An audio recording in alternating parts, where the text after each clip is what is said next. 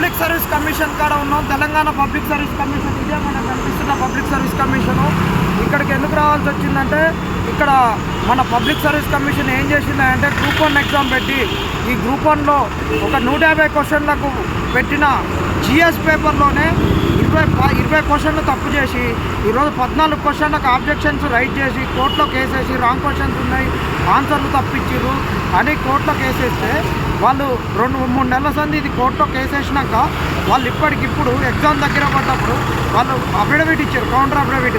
ఈ కౌంటర్ అఫిడవిట్లో కూడా వీళ్ళు మొత్తము ఏందంటే వీళ్ళు కొన్ని అథెంటిక్ సోర్సే మేము పరిగణిస్తామని హాస్టల్ వార్డెన్ దాంట్లో చెప్పినటువంటి ఈ పబ్లిక్ సర్వీస్ కమిషన్ ఈ గ్రూప్ 1 కేసుకు సంబంధించిన దాంట్లో ప్రైవేట్ తర్వాత వేరే ఆథర్స్ వేరే వెబ్సైట్లు తర్వాత నెక్స్ట్ పోతే మనకు వికీపీడియా ఇవన్నీ కూడా చెప్పడం జరిగింది. ఇప్పుడు మనం ఏమంటున్నాం అంటే ఈ పబ్లిక్ సర్వీస్ కమిషను 150 క్వశ్చన్లు పెట్టలేని ఈ పబ్లిక్ సర్వీస్ కమిషను రేపు గ్రూప్ 3లో 450 క్వశ్చన్లకు ఏ విధంగా పరీక్ష పెట్టబోతుంది, 600 ప్రశ్నలకు ఏ విధంగా పరీక్ష పెట్టబోతుంది. కాబట్టి గ్రూప్ 2 గ్రూప్ 3 నిరుద్యోగులారా, గ్రూప్ 2 గ్రూప్ 3ని రాయబోతున్నటువంటి నిరుద్యోగులారా, మీ భవిష్యత్తును మార్చుకోవాలనుకుంటున్నటువంటి గ్రూప్ 2 గ్రూప్ 3 అభ్యర్థులారా, ఈ గ్రూప్ 1 కేసు నుంచి మనం కన్ను తెరిచి ఈ పబ్లిక్ సర్వీస్ కమిషనుని ఇప్పటికైనా మొద్దు నిద్ర లేపాలి. జరగబోయే ఎగ్జామ్లో 600 క్వశ్చన్లలో ఒక్కటి కూడా తప్పియకుండా, 450 క్వశ్చన్లలో ఒక్కటి కూడా తప్పియకుండా, క్వశ్చన్లు తప్పియొద్దు, ట్రాన్స్లేషన్స్ తప్పు రావద్దు, దాని తర్వాత ఆన్సర్స్ తప్పియొద్దు, కీ కూడా తప్పు దొరకకుండా వచ్చేటట్టు ఈ గ్రూప్ 1 కేసును వీళ్ళు పక్కదోరి పట్టిస్తున్న క్రమంలోనే మనం ఖచ్చితంగా ఈ గ్రూప్ 2 గ్రూప్ 3 మీద కూడా ప్రతి ఒక్క నిరుద్యోగి తను ఉన్నటువంటి స్టడీ హాళ్ళల్లో వాళ్ళ ఒక ప్లకార్డు పట్టుకొని వీడియో చేసి దీన్ని వైరల్ చేయాలి, టీజీపీఎస్కు ట్యాగ్ చేయాలి, రాష్ట్రపతికి ట్యాగ్ చేయాలి, గవర్నర్కి ట్యాగ్ చేయాలి, అన్ని ప్రతిపక్ష పార్టీలకు ట్యాగ్ చేయాలి, రాహుల్ గాంధీకి ట్యాగ్ చేయాలి, ముఖ్యమంత్రికి ట్యాగ్ చేయాలి, సీఎంఓ ఆఫీస్కు అన్నిటికీ ట్యాగ్ చేయాలి.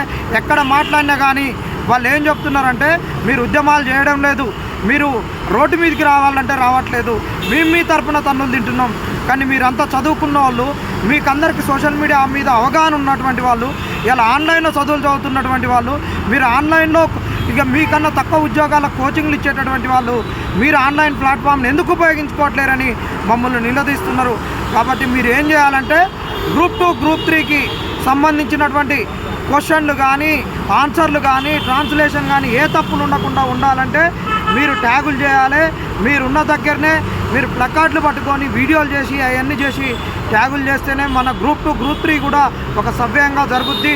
అంతేకాదు ఈ గ్రూప్ 1 కేసులో రాంగ్ క్వశ్చన్స్ పైన మనకు ఒక న్యాయం జరగాలంటే ఖచ్చితంగా మీరు రేపు ప్రతిపక్ష పార్టీలన్నిటికీ, వాళ్ళ విద్యార్థి సంఘాలకు, వాళ్ళ యువజన సంఘాలకు అన్నిటికీ ట్యాగ్ చేయాలి.